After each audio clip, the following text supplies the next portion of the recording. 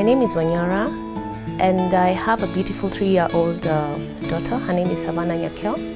She was born on 18th April 2014.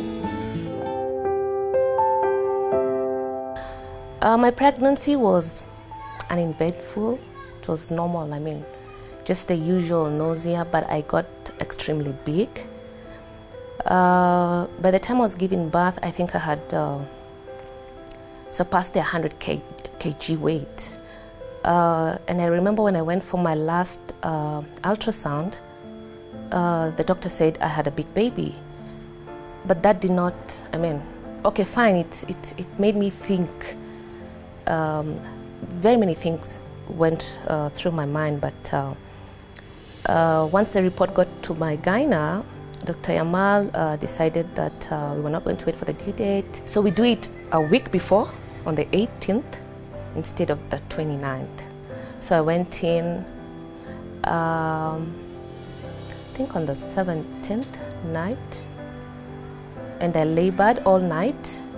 Nothing happened. So when he came in, I had to go for CS. I remember praying, and I was so scared because of all the stories I had heard about CS. And then it happened. I could see Yamal behind the screen, and he pulled out my baby and said, "Here's your big baby." And I was so excited. And then he said something about her leg. And then I didn't quite understand what he had said. And the other doctor assistant said, "It's nothing major. It's just something wrong with her leg." And I zoned out at that particular time because I kept asking myself, what is wrong with her leg? So I couldn't wait for them to finish cleaning her up and stitching me up so I could see exactly what had happened, because I tried looking at hubby, and his face was expressionless, so I couldn't tell exactly what he had seen because he had been there throughout. So I got stitched up, and Savannah got cleaned up, and Yamal brought the baby to me, and then I saw the leg, and I had never seen anything like that. So I asked, is it something I did? Is it something I ate, or some vitamin I was lacking? What happened? And he said it happens, and there's no explanation. And I asked, so what do you call this? He said it's called clubfoot. For sure, I had never heard about clubfoot. And it's something that really disturbed me, because I kept thinking, is there something I could have done to avoid this? Too many questions. Yamal tried to, give me examples of other babies that had, been born with clubfoot and are now, So I took on to, of course, Google, and there was so much information. I tend to believe that if something has not happened to you, believe me, you have no freaking idea what's going on. So he sent an author the following day to have a look at Savi, and they gave us options. They said that by the time she was 6 weeks, she needed to go for surgery. And I was like, surgery at 6 weeks? And they said that's the only option. And I was like, okay. And I just said okay so that they could leave. But in my mind, because immediately they left, I started crying, because honestly I couldn't understand. I couldn't actually understand why I was putting my baby through this, because at the back of my mind I knew there was something I had done. There was something wrong I had done to make her, to have her have this, disability.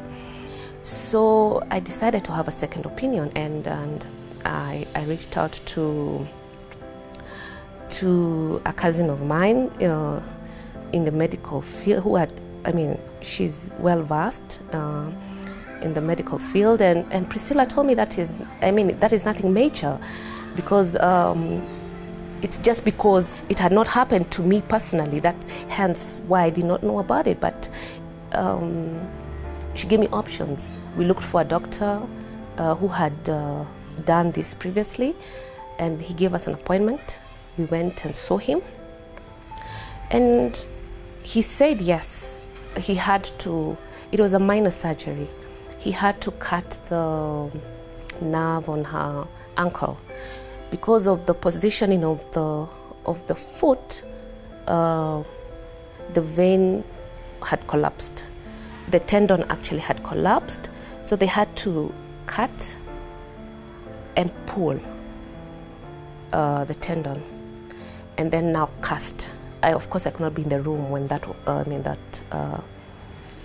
surgery was being done, so I left Savannah with the father. They did it, and I could hear her screaming. And then they called me after like half an hour, and it was done. She got the tendon cut and pulled and casted. And I looked at my baby with her little feet and a cast, and it just broke my heart.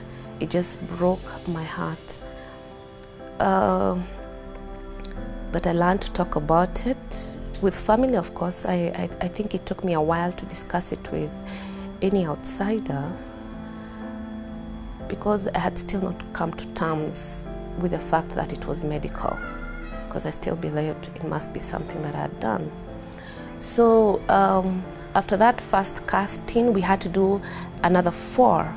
But after every 10 days when we went to have the cast changed, I mean, my hopes were raised, because you could see the difference. Because at birth it was really burnt. But after every casting, after the doctor removed, I mean, I could smile again, and I could see it was actually improving.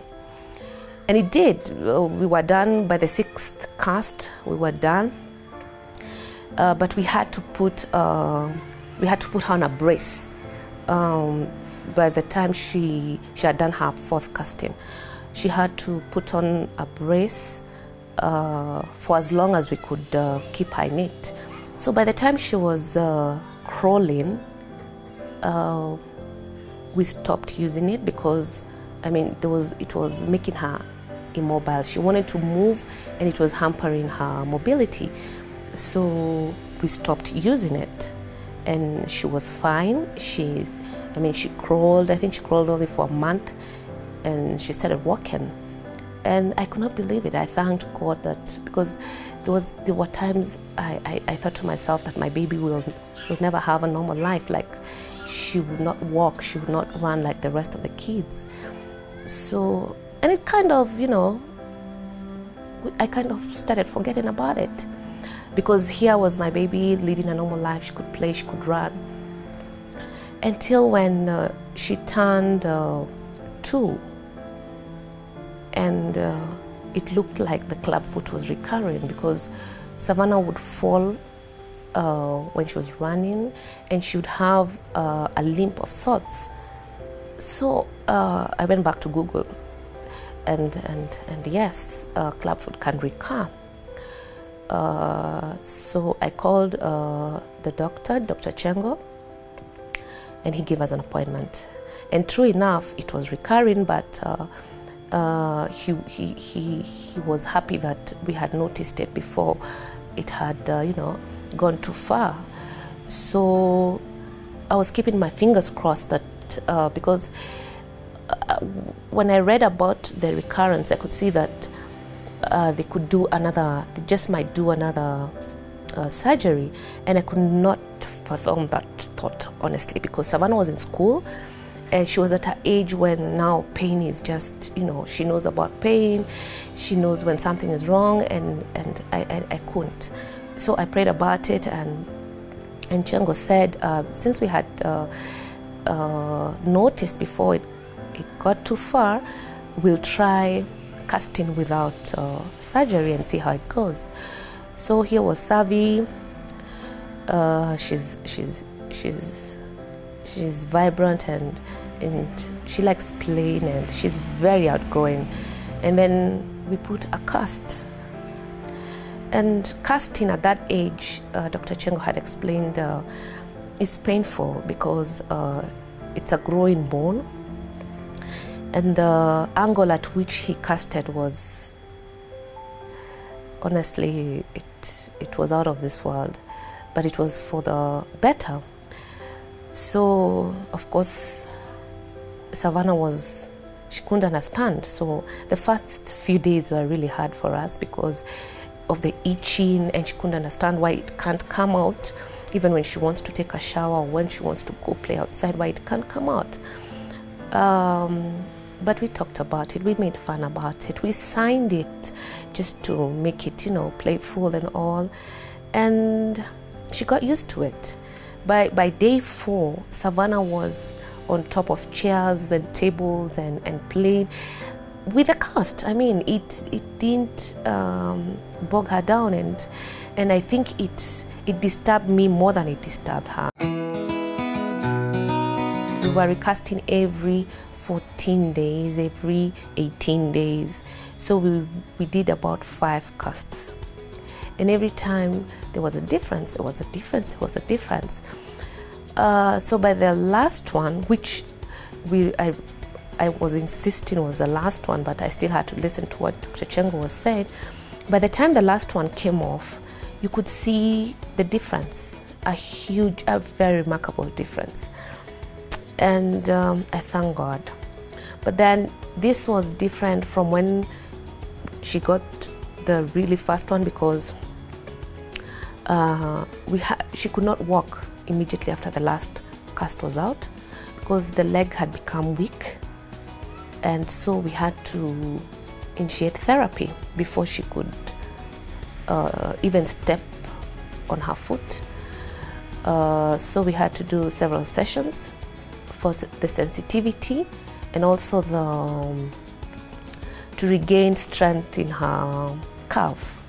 That was in August. She did therapy, which is ongoing until today, but she got back her gait, and she could walk, and she could run, and she could wear all her shoes, because that was something that was hindering her from wearing some type of shoes. Like Savi could not wear sandals because the foot could not handle the straps and all, and that used to break our hearts. But eventually we could do that, and we are grateful. She's still in a brace. The brace looks like this, and this she wears at night.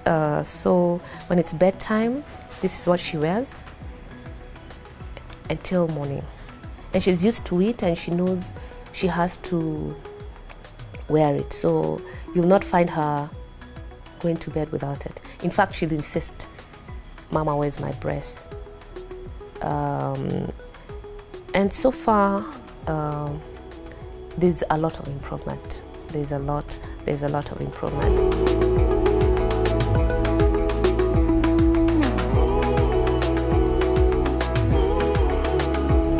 There are very many children out there. It's just that the information is not readily available. When I read about it is when I found out about Cure International. They are very good with such issues where the kids are born with deformities, different types of deformities. And the lack of information is detrimental to the kids' growth, because then you find a kid has clubfoot even at the age of 12 because the parents did not have the information that it could be rectified. So now, as I am, is whenever I see someone maybe on social media or a blog asking about it, I'm always very fast to offer encouragement and give her details of where he can get assistance, because you'll get all sorts of explanations that your baby was big, such that there was no space, and the leg the food had, you know, you get all sorts of false information. But I think so far so good, and I thank God that we got in touch with Dr. Chengo when we did.